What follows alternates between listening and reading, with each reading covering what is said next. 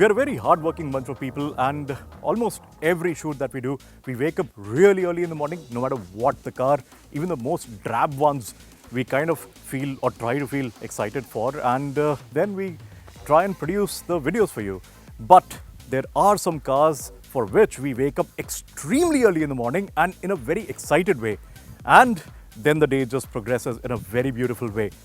This is one such car. It is the Ferrari Portofino M.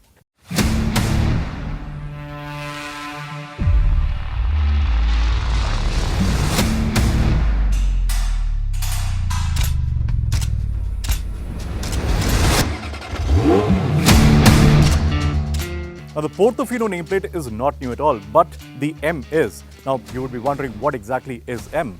It is Modificata, essentially what Ferrari reserves for a slightly beefed up version of a previous model. So Portofino, of course, was a fairly decent car, about 600 odd horsepower thereabouts, but there has been a heavy amount of revision that the M has got. So how do you identify the M of the Portofino M? Well, the intakes, these are larger, so that is a big giveaway, and general profile of the front end is slightly different from the standard Portofino. And then these slats, which kind of continue to break the whole mass at the front, and then it merges into the vent that is right behind the wheel arch. Overall, the stance is slightly different from the regular Portofino, of course, because of a little bit more aggression, and general stance or the general proportions are largely the same, but it is still a very, very handsome machine. One of the better looking modern Ferraris, I would say, because in the slight past, Ferrari kind of just lost the plot completely when it came to design. But ever since the 458 came around, and then the more mad machines that we've got, the 812 Superfast and all those kind of things, they have had a very defined aggression to their whole styling, but at the same time, they also look extremely gracious. This just continues that trend, and this one is the only machine that got launched in the entire COVID time frame. So I expected a few things to be different on the inside, but they are not, which I'm extremely delighted by as well. So now we'll hop in and we'll talk a little bit more.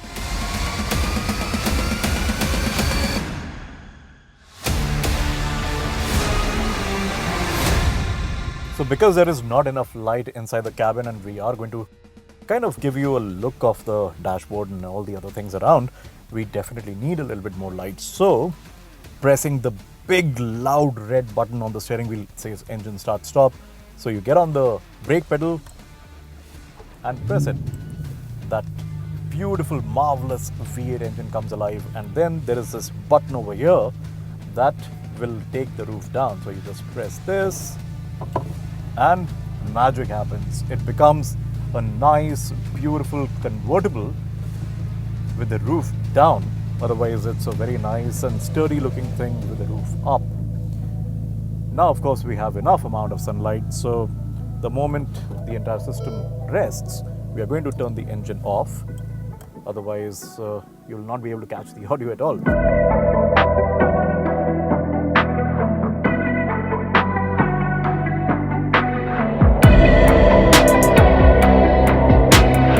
Look at the dashboard. It is a phenomenally done affair. It's very, very Ferrari-like. Now, the first thing that you would notice is, of course, the way you are sat in the captain's chair. And you know what? I actually really like the seat. It accommodates you in a very nice way. And I'm not a small chap at all. I'm fairly tall and also quite wide. But I have enough lateral space to move about, and not really expect to be so comfortable in a Ferrari, because I thought it's going to be a little bit more aggressive and very, very hardcore. And yeah, I think this just tells you that Ferrari, even in their GT cars or even in their sports convertible models, they really pay a lot of attention to the driving position. And this just gives you a sense of command and a sense of control. Because if you have a great driving position, half of your troubles are gone.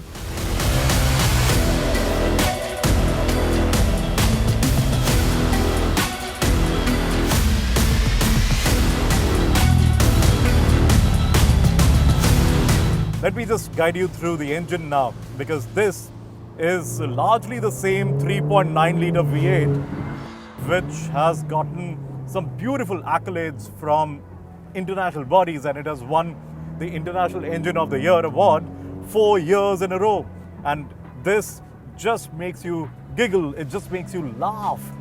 Because even at very slow speeds, very manageable RPMs, this thing is absolutely alive. And I don't know why, but I think that the exhaust is beautiful. There is a little grumble that is not really something that I expect out of a Ferrari. And then, of course, when you get beyond the level of 4000 RPM, that's where it kind of starts becoming more Ferrari-like.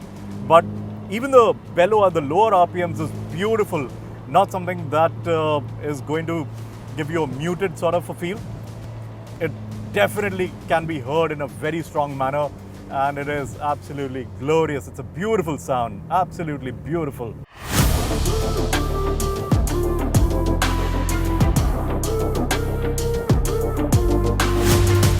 This is another trick that you can fold the roof back up when you're driving. So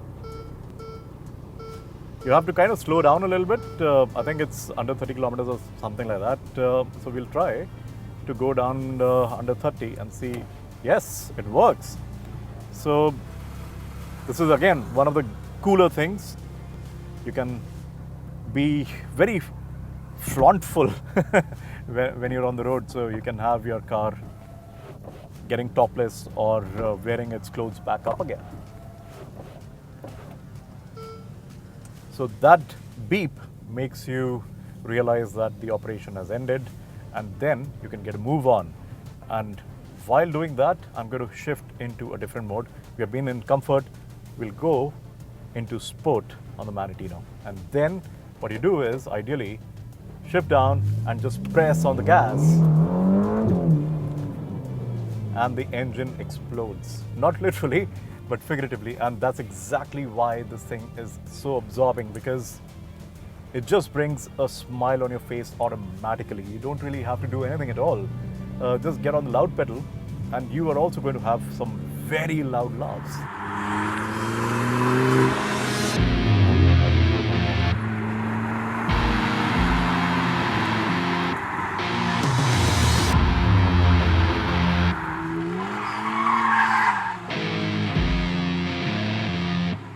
In this application, that is a Portofino M, the 3.9 litre V8 makes about 610-11 horsepower, and that is because of the revised cam profile and also high lift valves.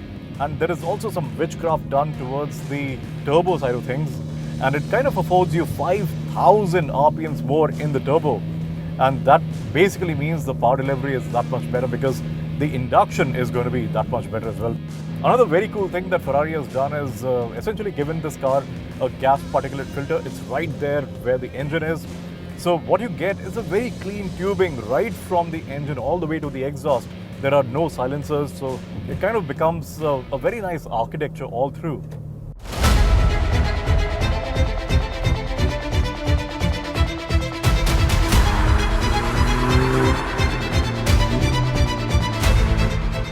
Now the engine may be absolutely excellent, but the gearbox also needs to be given special mention. It's about 6 kilograms lighter than before, and it responds absolutely beautifully. It's completely in sync with your thought process.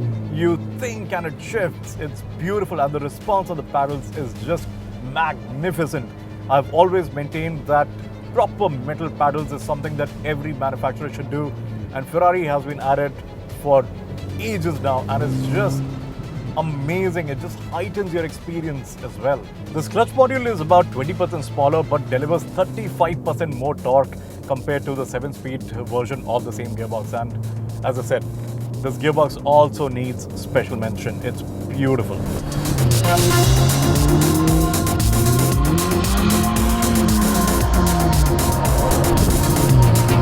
On steering, it's actually very nice. It's very responsive, extremely intuitive as well. You can't really fault it at all, because at low speeds, overall response is very accurate, and as you gain speed, it just becomes extremely fluid on the rack, and it kind of flows very nicely through the arcs that you have on the road. I can't really say we have very bendy roads, because we don't, but whatever little curves that we're getting around these slightly snaky bits, You don't really have to do any effort at all on the rack, and the steering wheel and the response that you have on the tires is absolutely in sync. So yeah, I think it's very natural, the relationship between how much you turn on the wheel and how much directional change happens on the road.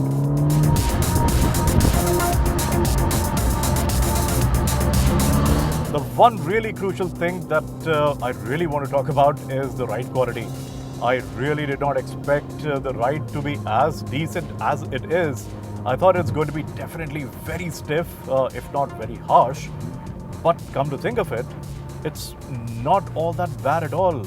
It's definitely on the firmer side of things. In fact, you would be absolutely shocked if it wasn't stiff at all, because it's a Ferrari and you expect things to be very tight and very communicative from a brand like this. But it's very, very decent, and you can completely live with this car on a daily basis. It's definitely not as usable as, say, a Porsche 911, but you can take it out, and definitely not going to be a great partner to you on your office commute or something like that. But if you just want to get out there, have a little bit of fun, this thing is not going to disappoint you at all, because there is that element of compliance that is very surprising. It genuinely gives you that control that you want on the dampers. The primary ride quality is absolutely wonderful for a car like this. It's not wonderful just generally speaking, but for a car like this, for a sports car, it is really not bad at all.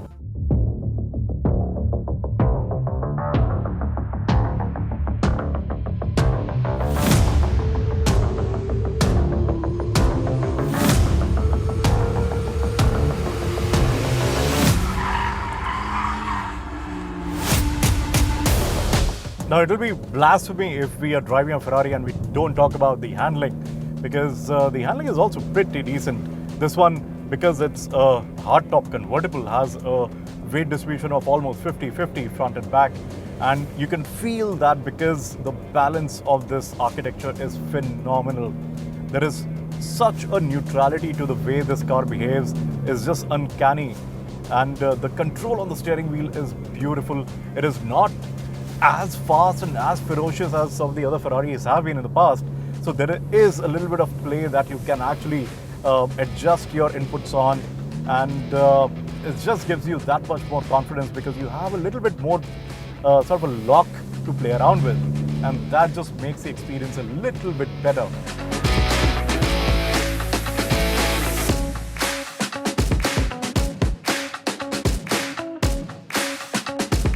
So the Portofino M has been able to do what the California could never do for Ferrari, because that wasn't a Ferrari enough experience. This one is. It is brilliantly engaging. It just gives you all the right emotions.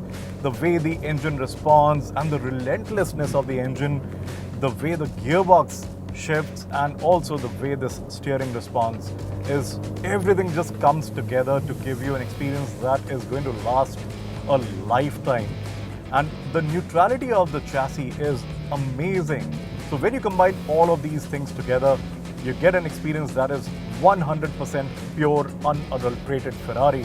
And then you have the theatrics or the absolute madcap theater of this being also a convertible model. So when you are in the mood to flaunt a little bit more than what this badge is essentially capable of, take the roof off and you're going to be the talk of the town.